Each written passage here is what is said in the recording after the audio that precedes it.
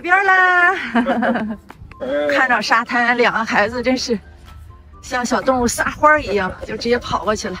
现在是法国巴黎时间早上5点40分，我们的火车在6点就要开了，但是现在我们还在候车室，因为这个火车在哪个站台还没有出来。不得不说，这个法国人这个淡定啊，真的是又让我打开眼界了。终于出来了，3站台啊！两个宝宝幸亏是推了这个出来，这么早出门啊！是我们的车啦，法国的 TGV 高速列车。我们这一站先从巴黎去波尔多，然后波尔多转车去一个附近的海滨城市。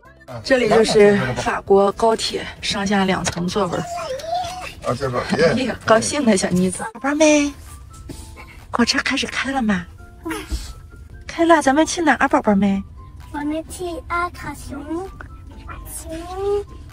哥哥说啥？你说啥？早晨6点钟的火车，车厢里竟然都满了。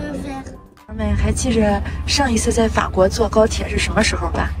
是我2岁的时候，为了上阿卡熊。哦，你以前都去过阿卡熊啊？啊，我再去一次。我是那时候我2岁还不会说话，我都会在沙堆上回荡。还喜欢再去沙堆吧？喜欢。星星呢？星星那时候去了吗？啊，星星。啊，星星那时候跟哥哥一起去沙丘了吗？没有，他还没生出来嘞，根本就没在妈妈肚子里。哦，小馋猫又吃上了。哎，马上就要到哪里了，姐姐？阿卡熊。不是，我们先到波尔多。这里也有河是吧？看看后边那个小姐姐坐着拿着书看。火车上这个法国人看书的越来越少了，但是确实还有。今天的天气还不错，去海边，因为巴黎、法国这边的天气啊，就是一天之间有的时候能让你经历4季的这个气候，所以我们都是，不是像一般法国人那种提前几个月订票。我订票前我都要看一下天气，如果碰这个阴雨天气跟这个好天气，你一天出去玩的这个质量啊，感受完全不一样。哎，小偷。对，宝宝听广播，Big Pocket 就是小偷。这个乘务员广播说，注意到提醒大家，有一个车厢里看到一个小偷，他看到小偷呢，但是还让这个小偷在车上，只不过乘务员提醒大家，这也是很有法国特色。到站了，在这里转车了啊！今天太阳还真不错。来了，真好。波尔多的车站，大家看看，也是个露天的，就一个大棚子。走出这个大棚子，这个火车站那边直接就是露天的了。走了，宝宝进来了。巴黎先到波尔多是高速列车，接下来这种外省的小火车就随便坐，一般空着很多座位，还有3分钟马上就开了。这种就是随到随到，哎呀，马上就关门了。天哪，刚进来就关门了。上来查票的，刚才大家也看到了，我们刚进到车里边，这个没有任何安检，也没有啥的，这个车就开了哈。在波尔多去阿卡熊的路上，一路的美景，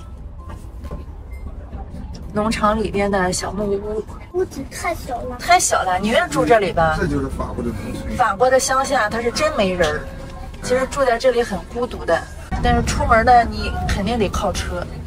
出门买个葱、买个土豆也得开车，各有各的好处吧。但是这边的好处就是什么？不缺地方，是吧，宝宝？随便可以出去撒欢，怎么跑都可以。说的就是新鲜空气。对，新鲜空气。你看这边的别墅，之前跟大家说过，为什么我在法国这边不住别墅？看这边的这个小院墙，都跟闹着玩似的哈。这院墙的象征性，象征性的，谁随便进去一个跨步都能进去了。现在离海边已经很近了，法国大西洋边小城，这个农村的风光，拍在这个画面上很令人向往，大家觉得对不对？但是你如果实际住在这里的话，我估计这个中国人住上个把月都得发疯，没人，人实在太少了。阿卡熊，我们来啦！一个别墅，离车站和海滩的距离都很近，离沙滩。主要是这次来想让这个欣欣、琪琪以前来过，欣欣没来过，这个琪琪来过的地方也想让妹妹来一来，离沙滩很近。给宝贝们带了这个小桶挖沙子，走吧。大家看看这个街上根本没什么人啊！海边的这个小城，天气太重要了。今天天气是出乎意料的好，对我就怕它这个下个雨、刮个风什么的，那就不一样了。啊？对，啊！给大家看看这边随便一个这个阿卡熊这边一个别墅，100万哦，这个是140万欧元，也不便宜啊。160万欧元，法式的别墅，这是法国富人的退休乐园，很多法国的高管退休之后就来这儿买个别墅，但是呢，你也要耐得住寂寞。我们订的房子，这就是我们这几天住出了海边的一个小房子，来海边啦！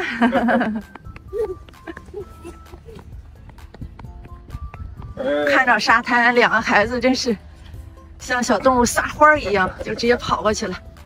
尤其是这个哥哥啊，这个小城可不是一般的小城，是这个之前拿破仑的皇后她最爱的一座城市。现在这个城市啊，这是很多排队在这买船票的。早晨10点钟，天蓝蓝的，这个海边的城市有个好天气特别的好，特别的重要。